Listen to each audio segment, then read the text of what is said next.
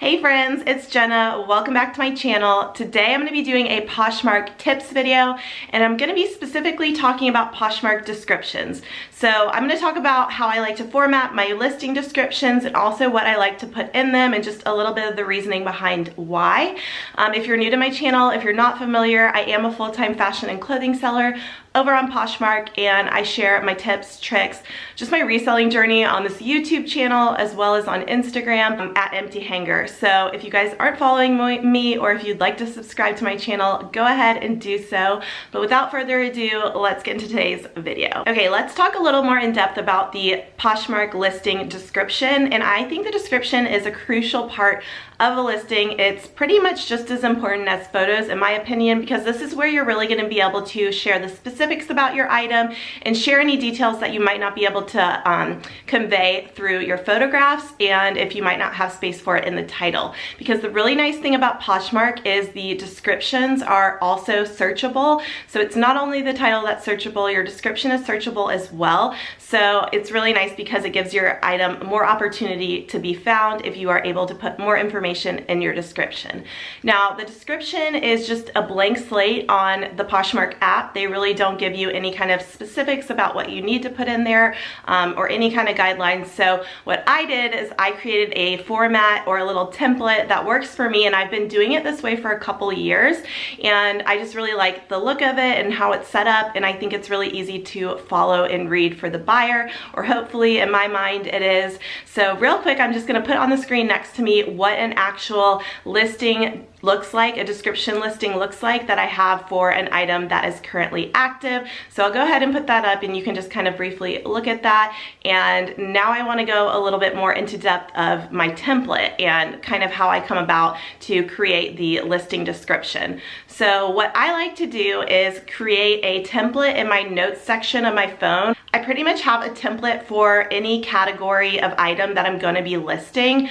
And the way I have it set up is I have it set up with an area on the top for me to further write the description of the item, go into any kind of details or specifics.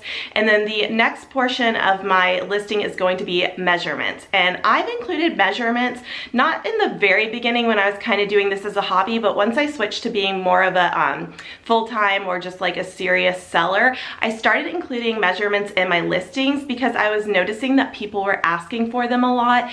And especially now that I store my inventory in bags and I keep it stored away in bins, having the measurements done ahead of time and in the listing prevents me from having to go back and do extra work. So the next section after the description of the item is the measurements for me, and I like to do certain ones for each category. You know, just for example, tops, I like to do the bust, which is pit to pit, and the length, which is shoulder to hem. Dresses, I do the bust, the waist, the hips, the length.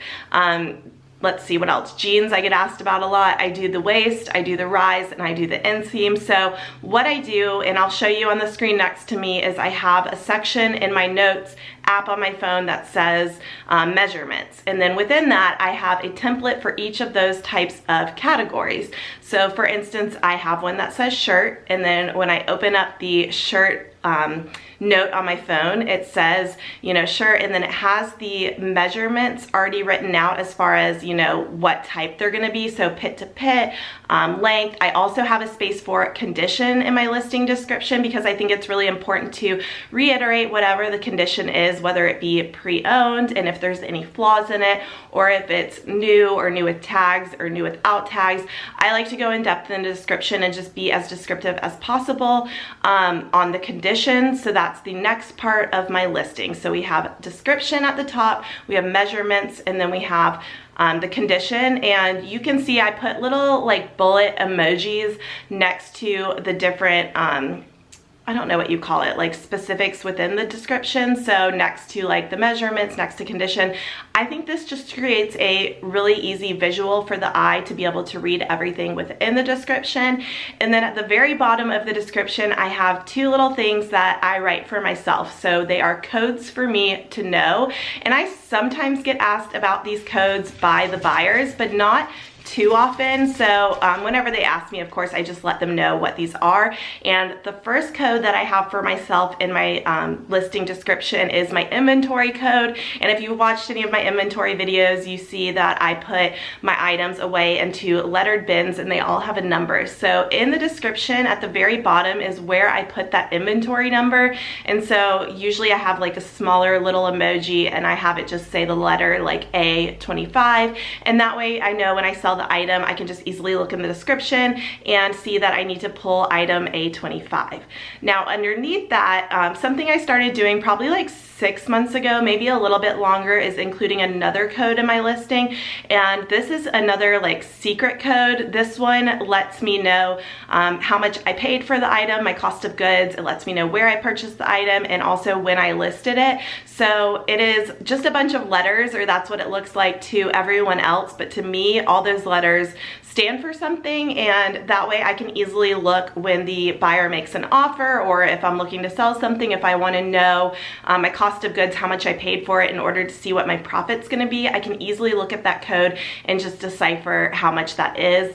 And then same is true if I have something that is listed for a while, or I think it's been listed for a while, I'm easily able to see what the date is that I listed it just by looking at my code. So that's something I started doing, like I said, about 6 months ago. And honestly, my accountant recommended that to me like probably 2 years ago, and I kind of tried to do it for a little while and it wasn't working for me. I don't think I had a good system, and then I stopped, and then I just realized, like, I think he's right. The easiest way for me to be able to see like cost of goods and when I listed items and where I got them is for me to put the code in the listing. So I think that's like another tip within this video, I guess, is come up with a code that works for you. For me, it's different numbers and things that correspond to different letters. So it looks like a jumble of letters to everyone else, but to me, it means, you know, all those different things. So that's really helpful. So I put that at the very, very bottom of my listing description. And like I said, sometimes people ask about it. I just let them know these are my inventory codes, and that's how I know where to find the items. And after that,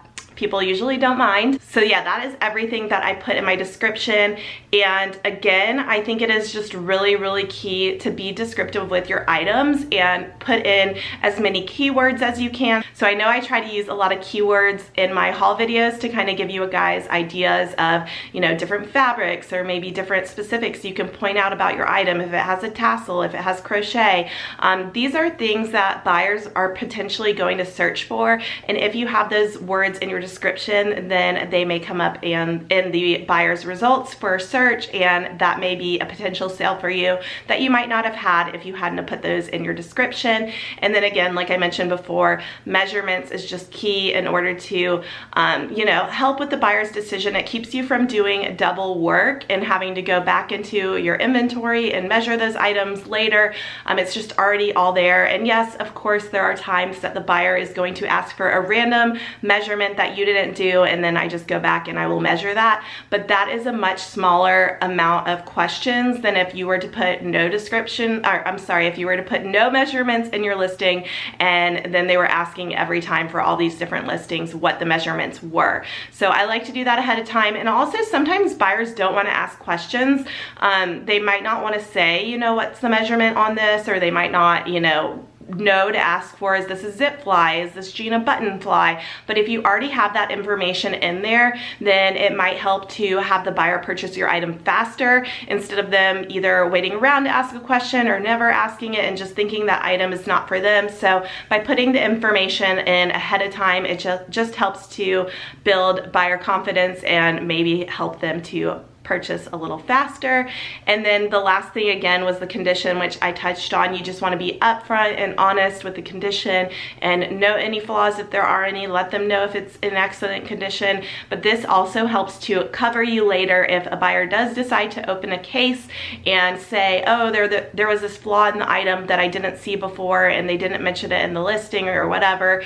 If you did mention it in the listing and it shows it in the description, then hey, you're covered and Poshmark is going to side with you in that case. So with all that being said, hopefully that helps you to come up with your own listing template, or you can copy the format that I do. I totally do not mind at all. But yeah, if you have any questions about what to put in your listing, or if you have any ideas of things you've been putting in your listing that you feel like has been really helping you with sales on Poshmark, please let me know down in the comment section below. I've been noticing on a lot of my videos that you guys are really active with comments and helping each other and sharing information, and that is just one of the things I really love about having this YouTube channel and just this community in general, is how open everyone is to sharing their ideas, because I definitely believe that we all grow together and it's just nice to support each other. There's plenty of buyers out there for everyone, and it's just one of the reasons I love sharing information and having you guys share information as well. Okay, enough of my little tangent. Like I mentioned earlier, if you are not subscribed to my channel already, go ahead and hit the subscribe button, and please give this video a thumbs up if you enjoyed it, if you found it helpful. I would really appreciate it, and I will see you in my next video. Bye!